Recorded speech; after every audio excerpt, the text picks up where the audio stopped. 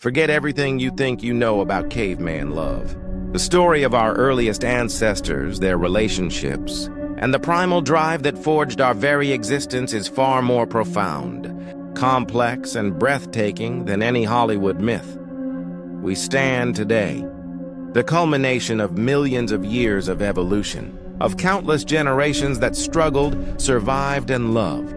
But have you ever truly paused to consider the lives of those who laid the very foundation for us, the men and women of the Stone Age? How did they find connection, raise families, and navigate the most fundamental aspects of human existence in a world constantly on the brink? This isn't just about survival of the fittest, it's about the survival of the heart, the family, and the species. We're going back to the beginning, to peel back the layers of time and understand the most intimate and world-changing forces that shaped humanity. What you're about to hear will not only challenge your assumptions about prehistoric life, but will also reveal the deep, unbreakable threads that connect their struggles and triumphs to your own capacity for love, resilience, and belonging today. Prepare to see yourself in them and them in you like never before. Picture a world painted in stark browns and grays, where every sunrise brought a fresh battle. Predators lurked in the shadows, resources were scarce, and the elements were a relentless enemy. In this unforgiving landscape, life itself was a miracle, and the continuation of that life was the highest imperative. This wasn't some romantic ideal. It was a deeply ingrained, visceral need. The drive to reproduce wasn't just about pleasure. It was the species' unwavering whisper: persist. Every pair, every act of procreation was a tiny, defiant victory against the vast indifference of the prehistoric world. Consider the sheer physical challenge.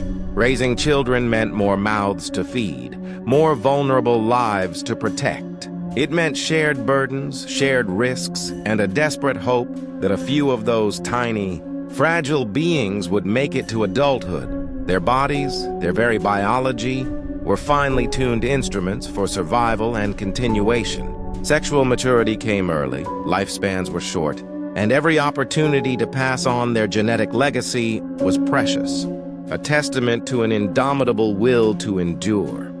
It's easy to dismiss this as purely animalistic, but there's a profound beauty in that pure, unadulterated will to exist. It's the engine that propelled us from scattered bands to the complex societies we inhabit now. It began with that fierce, hopeful act again and again, but here's where the story gets truly captivating. Prehistoric relationships weren't solely about the act of reproduction. Evidence suggests something far deeper began to take root. Something that transcended mere instinct and hinted at the very beginnings of what we recognize as human connection. Imagine the immense vulnerability of a human infant, helpless for years, demanding constant care. This isn't sustainable with fleeting encounters. This vulnerability paradoxically became the forge of enduring bonds. It necessitated cooperation, shared responsibility, and a division of labor.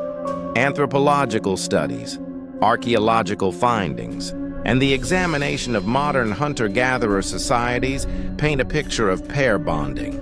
Not necessarily monogamy as we define it today, but often intense, functional partnerships that lasted long enough to ensure offspring survival.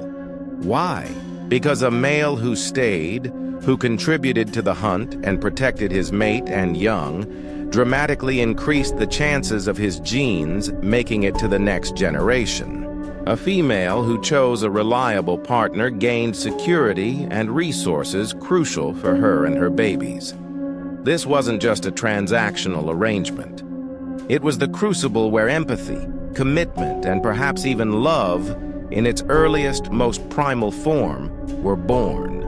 They weren't just partners in reproduction. They were partners in the terrifying, beautiful endeavor of life itself.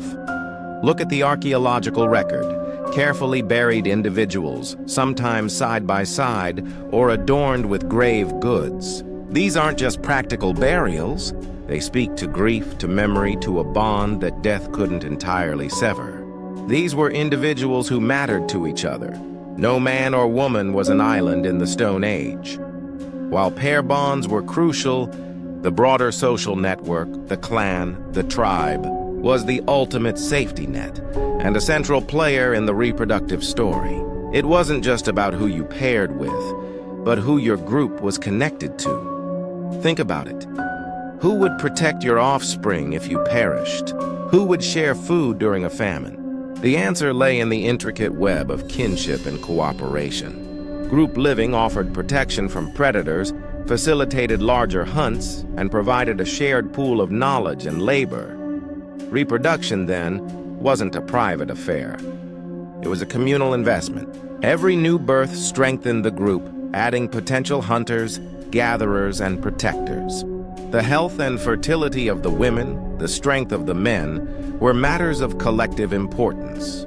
This meant certain social rules, however unwritten, began to emerge. Incest avoidance, for instance, became crucial not just for genetic diversity, but for maintaining social cohesion.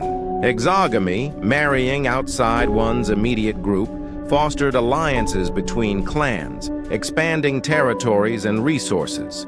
Children were raised not just by their parents, but by the entire group.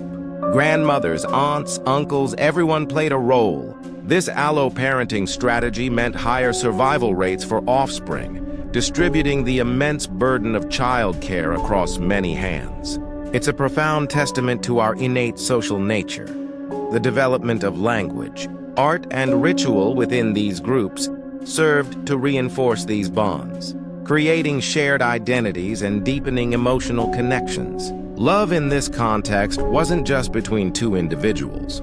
It was a powerful force that bound entire communities together, ensuring their collective future. So if survival was paramount, what made one cave person choose another? What were the signals of attraction in a world without Tinder or subtle flirtation? The answers lie in health, strength, and the promise of genetic fitness. For women, signs of fertility were key. A healthy physique, clear skin, and the capacity to bear and nurse children. For men, it was often about hunting prowess, physical strength, and the ability to protect and provide. These weren't superficial traits. They were literally life and death indicators. But it went deeper. Shared skills, intelligence, resourcefulness, these would have been highly valued. A man who could craft superior tools, or a woman who knew the best foraging spots, brought immense value to a partnership. These were early forms of provider and nurturer qualities. And what about adornment? Even in the deepest past, we find evidence of shells, beads, pigments. These weren't just practical items. They were signals. A shell necklace wasn't just pretty. It might have indicated access to distant resources, skill in crafting, or simply a desire to stand out. It was a prehistoric advertisement of status and desirability. Then there's the question of bonding behaviors. We see parallels in other primates, grooming, sharing food, spending time together. Imagine the subtle glances across a campfire, the shared laughter over a successful hunt, the comfort offered during a harsh winter night. These were the ancient equivalents of dates, building trust and connection. These moments, these silent declarations of interest, weren't just about securing a mate. They were about finding a partner in the most profound sense, someone to face the world with, someone to build a future, however uncertain, alongside. Life in the Stone Age revolved around powerful natural cycles. The moon, the seasons, the fertility of the land, and most profoundly, the cycles of the human body. Pregnancy and birth were not just biological events. They were momentous, often perilous transitions, shrouded in mystery and likely imbued with sacred significance. Imagine a woman giving birth in a cave, surrounded by her trusted clan members far from any modern medical intervention. It was a heroic act of courage and resilience. Every successful birth was a triumph, a renewal of hope for the entire group. This sacredness wasn't just intellectual. It was felt deeply. The vulnerability of a new mother, the helplessness of a newborn, demanded respect and protection. It fostered a primal reverence for life itself, for the miracle of creation unfolding before their eyes.